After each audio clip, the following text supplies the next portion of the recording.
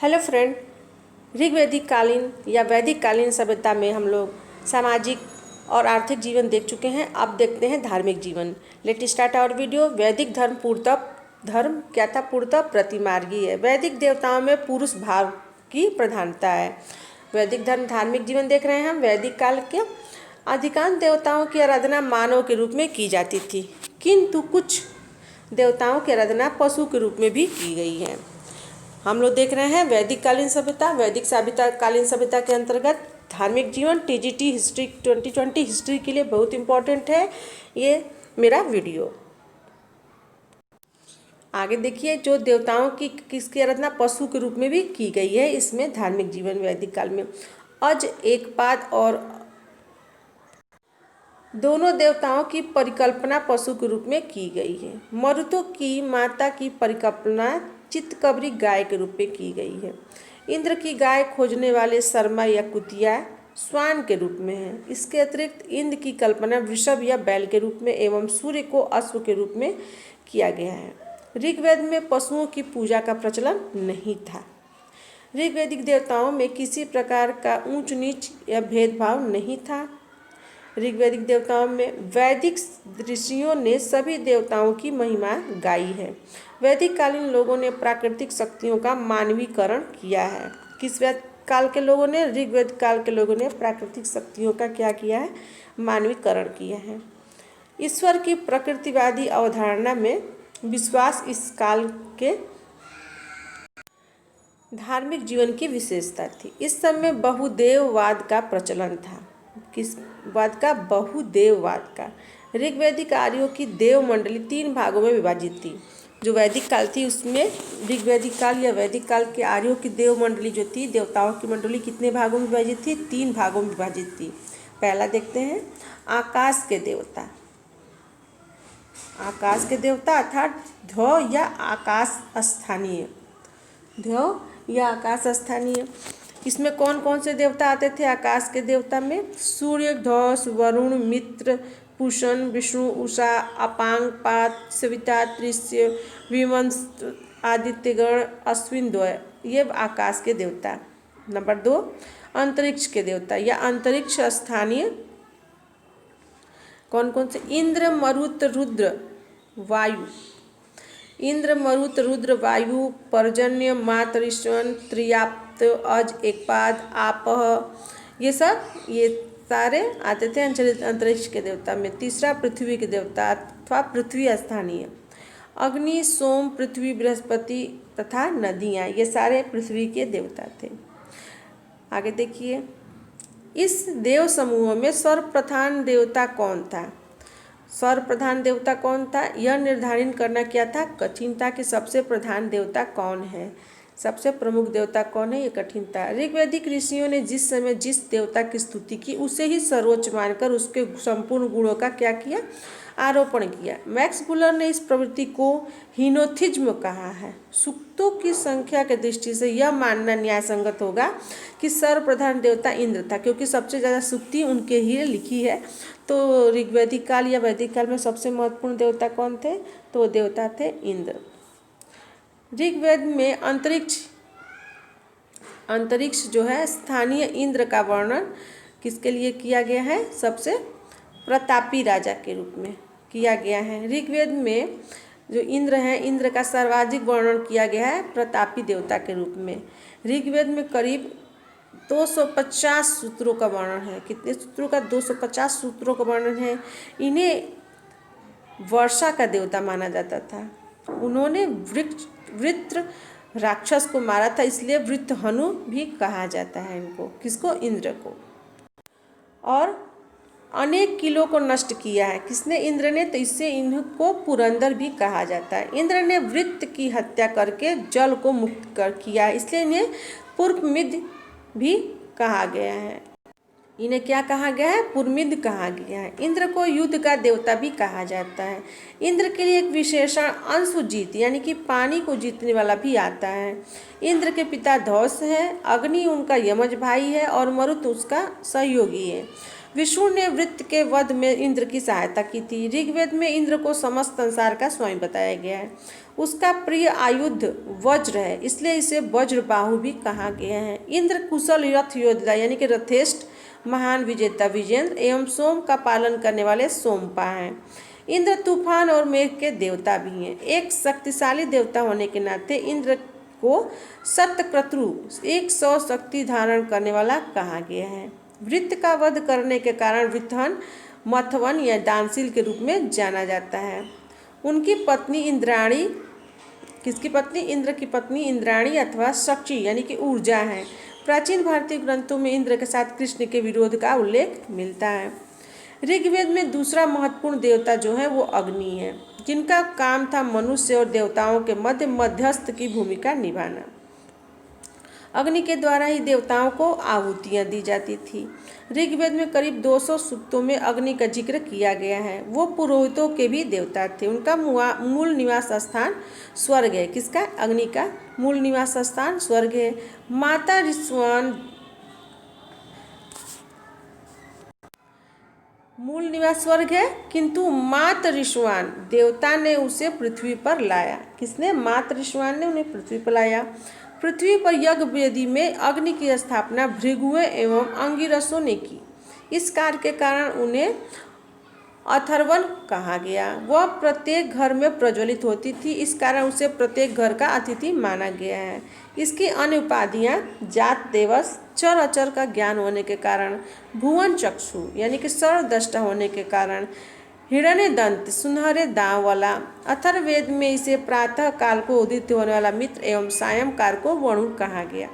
तीसरा स्थान वरुण का माना जाता है, जिसे समुद्र का देवता, विश्व के नियामक और सत्य शासक का प्रतीक, ऋतु परिवर्तन एवं दिन रात का कर्ता धर्ता, आकाश पृथ्वी सूर्य का निर्माता के रूप में जाना जाता है। ऋतु परिवर्तन एवं दिन रात का कर्ता धर्ता, आकाश पृथ्वी एवं सूर्य के निर्माता के रूप में जाना जाता है। किसे जाना जाता है? किसे जाना जाता है? वरुण को, जिसे समुद्र का देवता, विश्व का नियामक और सत्य का शासक, सत्य का प्रतीक, ऋतु परिवर्तन एवं दिन रात का कर्ता धर्ता, आकाश पृथ्वी एवं सूर्य का निर्माता के रूप में जाना जाता है। ईरान में इसे अहुर मजदा तथा यूनान में यूरेनस के नाम से जाना जाता है। किसको? वरुण को। ये ऋतु के संरक्षक थे, इसलिए इन्हें ऋतस्य गोप भी कहा जाता है। वरुण के साथ मित्र का भी उल्लेख है। इन दोनों को मिलाकर मित्र वरुण कहते हैं। ऋग्वेद में मित्र और वरुण का सहस्त्र स्तंभों वाले भवन में निवास करने का उल्लेख मिलता है।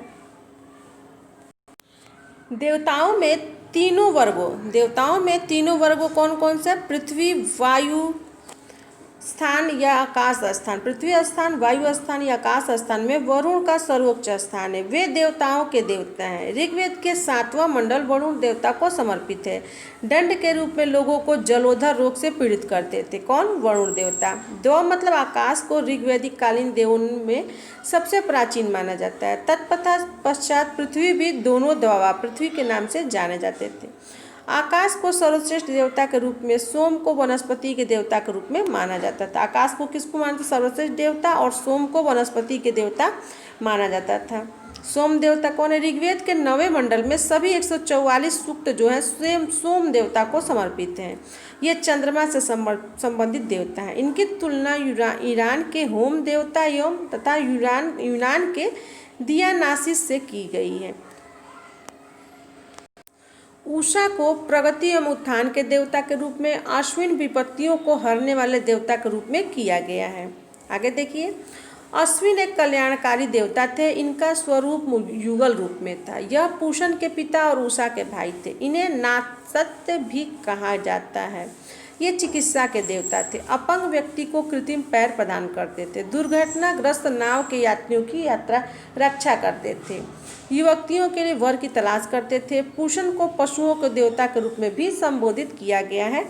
वैदिक काल में पूषण यह भी सूर्य से संबंधित देवता थे। पूषण के रथ को बकरे खींचते थे। विष्णु ये 3 कदम के देवता थे। इन्हें विश्व के संरक्षण और पालनकर्ता के रूप में जाना जाता था। मरुत को आंधी तूफान के देवता के रूप में संबोधित किया गया है। किसके रूप में? आंधी तूफान के देवता के रूप में मरुत को संबोधित किया गया है। आगे देखते हैं वैदिक कालीन देवताओं में रुद्र को क्या, यह उग्र देवता इनको जाना जाता था। उग्र रूप में रुद्र तथा मंगलकारी रूप में ये शिव थे। अथर्ववेद में इन्हें भूपति, नीलोदर, लोहित पृष्ठ तथा नीलकंठ कहा गया है। उन्हें कृतवास यानी खाल धारण करने वाला भी कहा गया है। ऐतरेय ब्राह्मण में कहा गया है कि रुद्र की उत्पत्ति सभी देवताओं के उग्र अंशों से हुई है। ऋग्वेद में शतरुद्रीय प्रकरण में ही इसे पशुपति, शंभु, शंकर, शिव कहा गया है। ये अनैतिक आचरणों से संबंध माने जाते थे। ये चिकित्सा के संरक्षक थे। मित्र, ये वरुण देवता से संबंधित थे। ये शपथ एवं प्रतिज्ञा के देवता हैं। आगे देखिए, त्वक्षा धातुओं के देवता, आर्ष यानी संधि और विवाह के देवता, विवस्तान यानी ऋग्वेद में इसे देवताओं का जनक कहा गया। ऋग्वेद में उषा, अदिति, सूर्या जैसी देवियों का भी उल्लेख है। पृथ्वी यह देवी थी। इसे तीनों वर्गों में रखा गया था। आप या अप्सराओं के रूप में देवी थी। आप कौन थी? अप्सराओं के रूप में देवी थी। अदिति पृथ्वी के विशाल स्वरूप की देवीकरण थी। अरण्यानी यह वन देवी थी। इनका प्रथम उल्लेख ऋग संहिताओं में मिलता है। इसके अतिरिक्त अन्य ऋग्वेदिक का देवताओं में देवियों में वाक, इला, सरस्वती, मही, पुरंधी, घृणा, निशा, इंद्राणी, कुहू, प्रग्नि आदि थी। ऋग्वेद में कुछ अनेक अन्य भी देवता थे, जैसे विश्वदेव, आर्यमन, ऋभौने। ये धातुकार से संबंधित थे। ऋग्वेदिक धर्म की प्रमुख विशेषता थी ऋत की संकल्पना। विश्वास एक प्रकार की नैतिक व्यवस्था थी, जिससे विश्व में सुव्यवस्था और प्रतिष्ठा स्थापित होती थी। वरुण को ऋत का संरक्षक बताया गया था। ऋत का पालन पुण्य था। उसके पालन न करने पर वरुण देवता द्वारा दंडित किए जाने का उल्लेख मिलता है ऋग्वेद काल में। इस काल में देवताओं की पूजा की प्रधान विधि थी स्तुति पाठ करना, यज्ञ में बलि चढ़ाना। बलि या यज्ञाहुति में जौ एवं शाक का प्रयोग किया जाता था। ऋग्वेद में बहुवाद, बहुदेववाद, एकात्मवाद, एकेश्वरवाद का उल्लेख मिलता है। देवताओं की बहुलता एवं कर्मकांडों की जटिलता से थककर कुछ समय बाद ऋग्वेदिक लोगों ने देवताओं की संख्या कम करने के लिए उनका संयुक्तिकरण करने लगे, जैसे ध्वा, पृथ्वी, उषा, रात्रि, मित्र, वरुण आदि। यही भावना एकेश्वर वर्ग की ओर अग्रसर हुई और दशम मंडल के पुरुष सूक्त में अद्वैतवाद की चरम अभिव्यक्ति हुई। किसमें? वैदिक काल में। इस समय मंदिर या मूर्ति पूजा का कोई प्रमाण नहीं मिलता है। वैदिक काल में ऋग्वेद में नारदीय सूक्त में निर्गुण ब्रह्म का वर्णन मिलता है। ऋग्वेदिक आर्य पुनर्जन्म को मानते थे। ऋग्वेद काल में जो थे वैदिक काल के आर्य किसको मानते थे? पुनर्जन्म को मानते थे। इस काल में देव पूजा के साथ पितृ पूजा का भी उल्लेख मिलता है। आगे ऋग्वेद में कभी भी यज्ञ कार्य संपन्न करने के लिए मनुष्य की बलि का जिक्र नहीं है। ऋग्वेद में के नारदी सूत्र में निर्गुण ब्रह्म का वर्णन प्राप्त होता है। स्वर्ग की मनोरम कल्पना मिलती है। नरक की कल्पना दुष्कर्मियों के लिए दंड स्थान के रूप में की गई है। ऋग्वेदिक ऋषियों का जीवन के प्रति दृष्टिकोण पूर्णतः आशावादी था। देवताओं की स्तुतियों का उद्देश्य भौतिक सुखों की प्राप्ति था, न कि मोक्ष की प्राप्ति। ऋग्वेद में स्थायी बस्ती, लिखने पढ़ने की कला एवं स्थापत्य के बारे में कोई जानकारी नहीं मिलती है।